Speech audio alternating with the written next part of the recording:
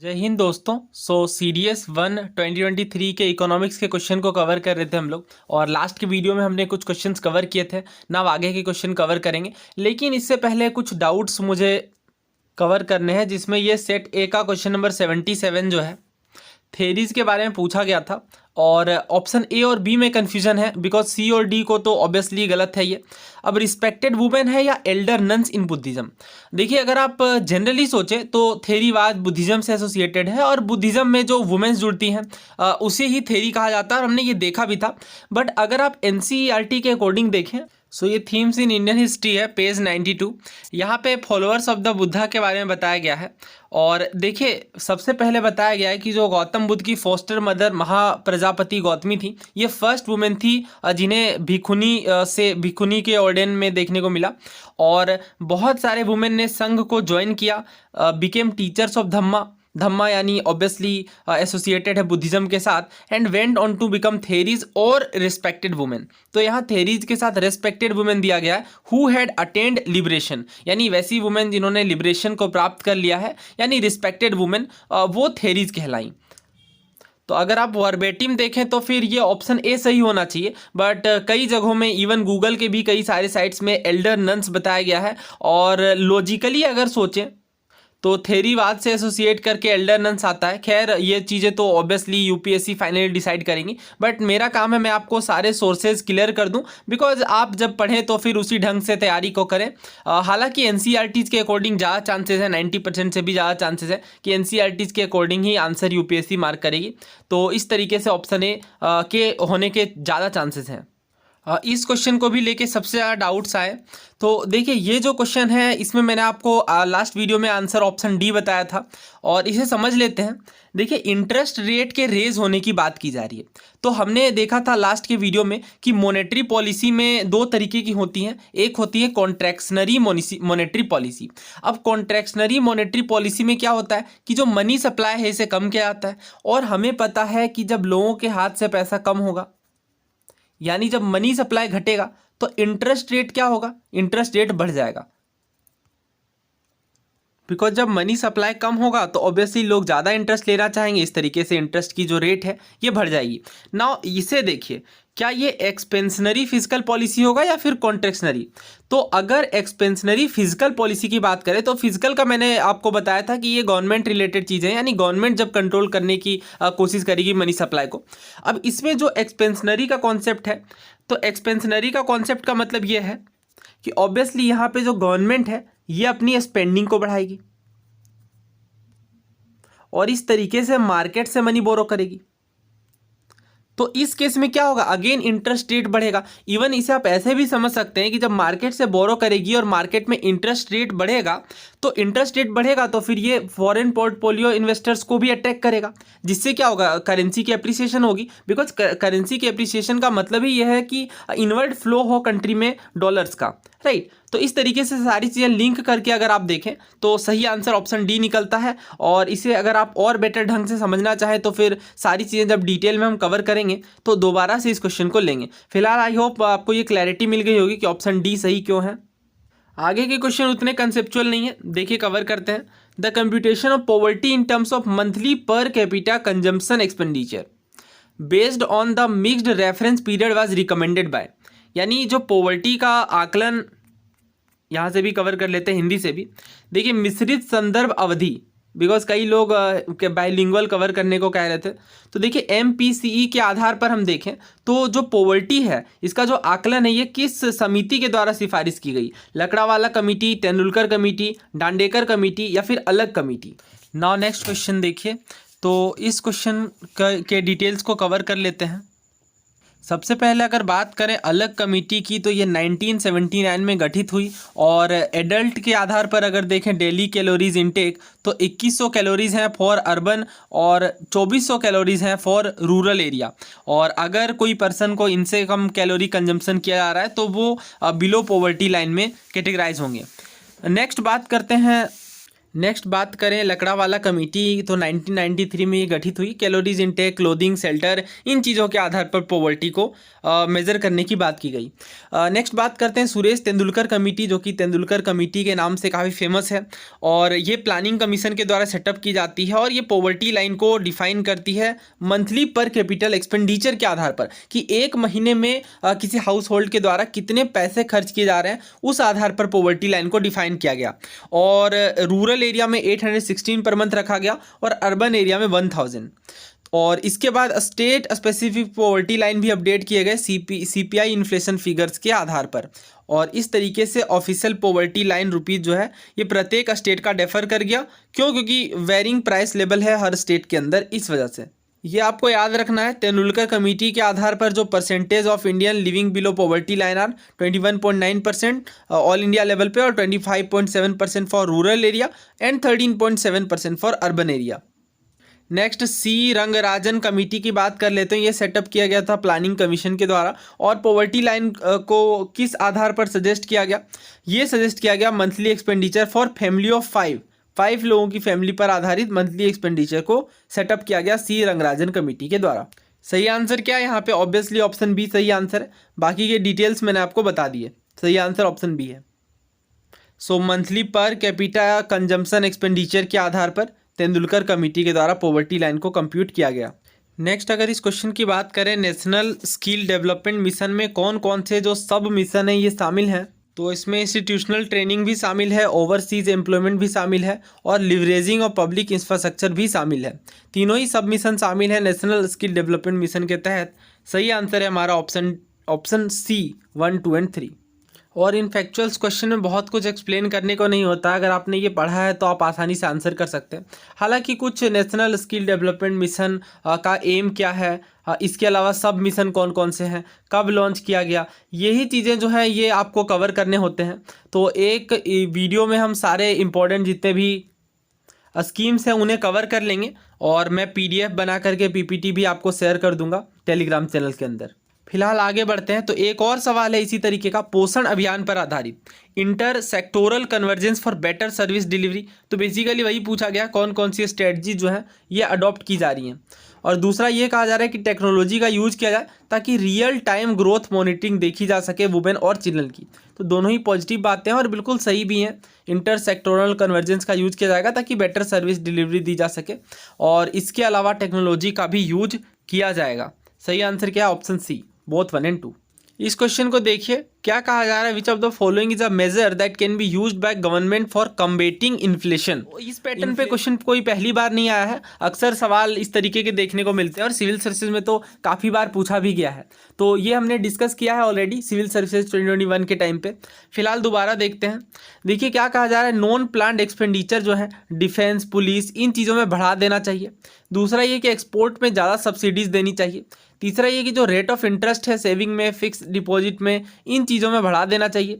और चौथा ये कि कैश रिजर्व रेशियो घटा देना चाहिए। देखिए इन्फ्लेशन से लड़ने के लिए मैंने आपको बताया था कि मनी सप्लाई को कम करना होता है। लोगों के हाथ में जब पैसा कम होगा, मनी सप्लाई कम होगा, तो उस टाइम पे इन्फ्लेशन को कॉम्बैट करने में आसानी होगी। तो अगर नॉन प्लान्ड एक्सपेंडिचर जैसे डिफेंस, पुलिस, इन चीज़ों में और मनी इंक्रीज कर दी जाए, एक्सपेंडिचर बढ़ा दिया जाए गवर्नमेंट के द्वारा, तो इस तरीके से तो लोगों के हाथों में और पैसा आएगा, राइट। तो अगेन फिर इन्फ्लेशन कम नहीं होगी, तो ये तो आंसर होगा नहीं। अगर ज़्यादा सब्सिडीज दी जाए एक्सपोर्ट्स पर तो और ज़्यादा एक्सपोर्ट्स किए जाएंगे, इससे भी अगेन लोगों के हाथ में पैसा बढ़ेगा और इन्फ्लेशन कॉम्बैट नहीं होगा। तीसरा ये देखिए, increase the rate of interest on saving and fix deposit.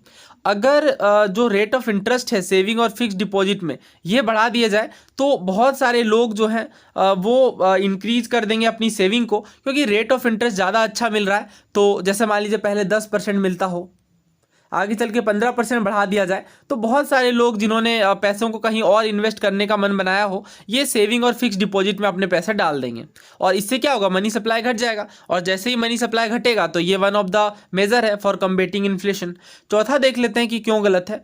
अगर कैश रिजर्व रेशियो की बात करें तो ये वो अमाउंट है बैंक्स का जो RBI के लॉकर में पड़ा होता है। यह कहने की बात है बस, हालांकि समझना आपको इसी तरीके से है कि RBI के पास होता है। और वर्तमान समय में CRR कितना, ये आप कमेंट करके बताइए। तो अगर सीआरआर को रिड्यूस किया जाए तो बैंकों के पास और ज़्यादा पैसा हो जाएगा, तो वो ज़्यादा लोन वगैरह घुमाएंगे फिर।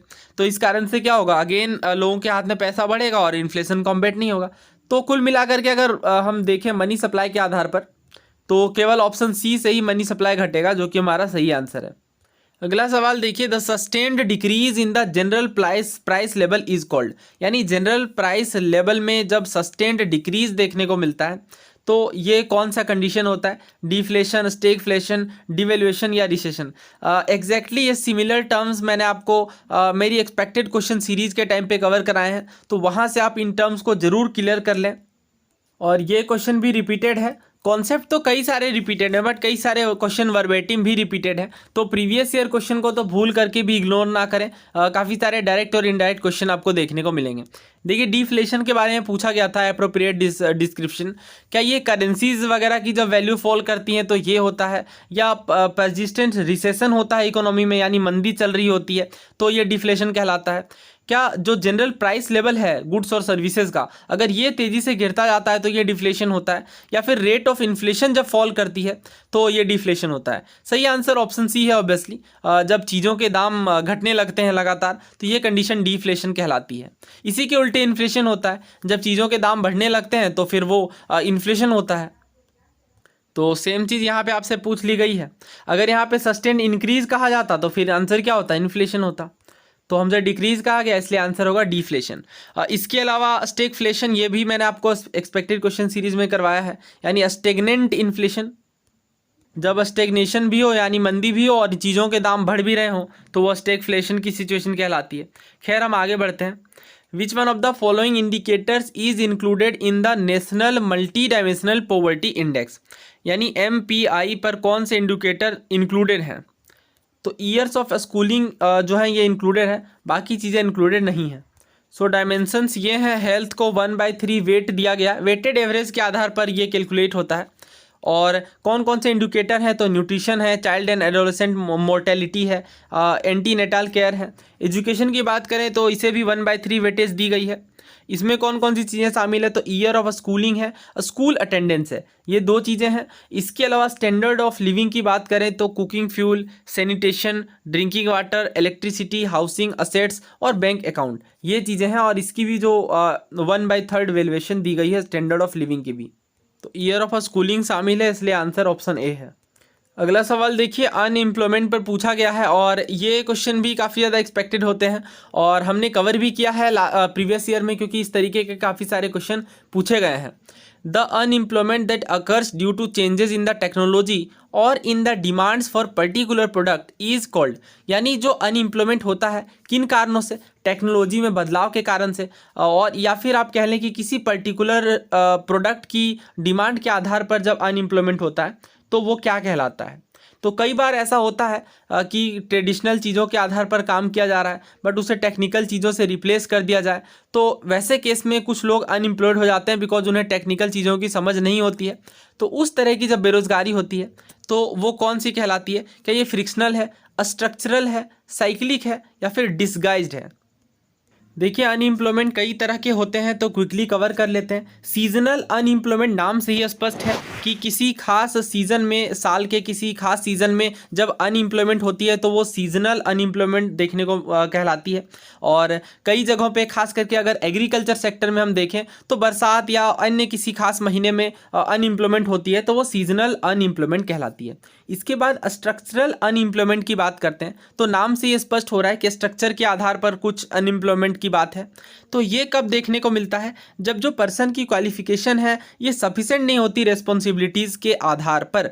यानी अगर कोई पर्सन जो है वो टेक्निकल चीज़ को लेकर के, जैसे यहाँ पे एग्जांपल भी है कि जब कंप्यूटर इंट्रोड्यूस किए गए तो कई सारे वर्कर जो हैं इन्हें काम से हाथ धोना पड़ा बिकॉज जो एग्जिस्टिंग स्किल है जो रिक्वायर्ड थी वो इनके जॉब के रिक्वायरमेंट के आधार पर मैच नहीं कर रही थी। तो इकोनॉमी के बेसिक स्ट्रक्चर के पैटर्न में जब बदलाव आते हैं तो इस कारण से स्ट्रक्चरल अनएम्प्लॉयमेंट देखने को मिलता है। ना बात करते हैं डिसगाइज्ड अनएम्प्लॉयमेंट की, तो इसे छिपी हुई बेरोजगारी भी कहते हैं। और इसका रीज़न ये है कि देखने को तो लगता है कि ये पर्सन एम्प्लॉयड है, बट असल में वो अनएम्प्लॉयड होते हैं। और जनरली एग्रीकल्चर सेक्टर में ऐसा देखने को मिलता है, बिकॉज 5 लोग लेट सपोज काम कर रहे हैं, बट वहाँ पे रिक्वायरमेंट 2 ही लोगों की है। और ऐसे केस में जो मार्जिनल प्रोडक्टिविटी होती है, यानी जो प्रोडक्ट का एडिशन है, ये 0 होता है। तो कई बार एग्जाम से पूछा जाता है कि इस तरह की अनएम्प्लॉयमेंट में मार्जिनल प्रोडक्टिविटी 0 होती है, तो ध्यान रखिएगा डिस्गाइज्ड अनएम्प्लॉयमेंट में। नेक्स्ट बात करते हैं साइक्लिकल अनएम्प्लॉयमेंट की। तो ये डिमांड डेफिशिएंट भी कहलाता है, और इस तरीके की अनएम्प्लॉयमेंट तब देखने को मिलती है जब इकोनॉमी को लो वर्कफोर्स की ज़रूरत हो, यानी इकोनॉमी वाइड डिक्लाइन चल रहा हो, चीज़ों के डिमांड घट चुके हों, तो वैसे केसेस में अनएम्प्लॉयमेंट बढ़ जाएगी डेफिनेटली, और उस तरीके की अनएम्प्लॉयमेंट जो है ये साइक्लिक अनएम्प्लॉयमेंट कहलाएगी। तो जब इकोनॉमी में मंदी चल रही हो, वैसे केस में जो अनएम्प्लॉयमेंट जनरली देखने को मिलती है वो साइक्लिकल होती है। नेक्स्ट बात कर लेते हैं फ्रिक्शनल अनएम्प्लॉयमेंट की। तो देखिए फ्रिक्शनल अनएम्प्लॉयमेंट क्या होता है, जब कोई पर्सन अपनी जॉब छोड़ करके दूसरे जॉब की तलाश कर रहा होता है, तो बीच में जितने टाइम के लिए वो अनएम्प्लॉयड होता है, वो अनएम्प्लॉयमेंट कहलाती है फ्रिक्शनल अनएम्प्लॉयमेंट। वैसे अगर आपने केवल कुछ ईयर्स के प्रीवियस ईयर क्वेश्चन को भी कवर किया होगा तो काफ़ी आसानी से आप इस क्वेश्चन का आंसर कर सकते हैं। द मिसमैच इन रीजनल और occupational pattern of job vacancies and the pattern of work availability results in, यानी जब रीजनल या फिर ऑक्यूपेशनल पैटर्न में मिसमैच देखने को मिले वर्कर अवेलेबिलिटी के पैटर्न पर, यानी बेसिकली वर्कर्स के पास रिक्वायर्ड स्किल नहीं है उस काम को करने के लिए, तो वो स्ट्रक्चर के कारण ऐसा हो रहा है। यानी आप कह लें कि इकोनॉमी के स्ट्रक्चर में, बेसिक स्ट्रक्चर में बदलाव हुआ है, टेक्नोलॉजी अडॉप्ट हुई है, या जो भी रीज़न रहा हो, उस कारण से अनएम्प्लॉयमेंट है। इस वजह से ये स्ट्रक्चरल अनएम्प्लॉयमेंट कहलाती है। ये क्वेश्चन CDS 1 2012 का है, और इसका आंसर आप कमेंट बॉक्स में करेंगे बहुत ही सावधानी से। मैं आपको क्वेश्चन समझा देता हूँ। When the productive capacity of the economic system of a state is inadequate to create sufficient number of job, यानी जो स्टेट की इकोनॉमिक सिस्टम है, इसकी प्रोडक्टिविटी कैपेसिटी ही अपर्याप्त है जिससे sufficient number of jobs create किए जा सकें, तो उस तरीके से ये किस तरीके की अनएम्प्लॉयमेंट कहलाएगी। अगर इस तरह की सिचुएशन होती है तो क्या ये सीजनल अनएम्प्लॉयमेंट है, क्या ये स्ट्रक्चरल अनएम्प्लॉयमेंट है, ये साइक्लिकल अनएम्प्लॉयमेंट है, या डिस्गाइज्ड अनएम्प्लॉयमेंट है? तो इसका आंसर आप कमेंट बॉक्स में करिए विथ एक्सप्लेनेशन। नेक्स्ट क्वेश्चन देखिए, प्रधानमंत्री स्वास्थ्य सुरक्षा योजना पर क्वेश्चन पूछा गया, ऑब्जेक्टिव्स पूछे जा रहे हैं। रीजनल इम्बैलेंसेस को ठीक करना, और जो टर्सरी हेल्थ केयर सर्विसेज में अवेलेबिलिटी है उसके आधार पर, यूनिवर्सल एक्सेस प्रोवाइड करना पब्लिक हेल्थ सर्विसेज में, और यूनिवर्सल इम्यूनाइजेशन करना। तीसरा, ऑगमेंट करना फैसिलिटीज़ को, यानी बढ़ाना क्वालिटी मेडिकल एजुकेशन देश में, यानी देश में जो क्वालिटी मेडिकल एजुकेशन है उनकी फैसिलिटीज़ को बढ़ाना। तो करेक्ट आपको बताना है ना। अगर आपने ये नहीं भी पढ़ा है, बट अगर आप थोड़ा यहाँ पे लॉजिकल गेसवर्क करें तो डेफिनेटली यूनिवर्सल इम्यूनाइजेशन की बात नहीं होगी, बिकॉज यूनिवर्सल इम्यूनाइजेशन पॉसिबल भी नहीं है, और ये स्वास्थ्य सुरक्षा योजना की बात की जा रही है। तो अगर आप डायरेक्टली देखें प्रधानमंत्री स्वास्थ्य सुरक्षा योजना की, तो aims at correcting the imbalances in the availability of the affordable health care facilities in different parts of the country and in general augmenting facilities for quality medical education in the under served states in particular. तो main provision ही इसके ये है। तो सही answer क्या है हमारा? 2 गलत है। 2 को अगर आप एलिमिनेट करते हैं तो 2 बचते हैं, A और C। तो हमने देखा यहाँ पे A सही आंसर होना चाहिए, बिकॉज 3rd भी सही है।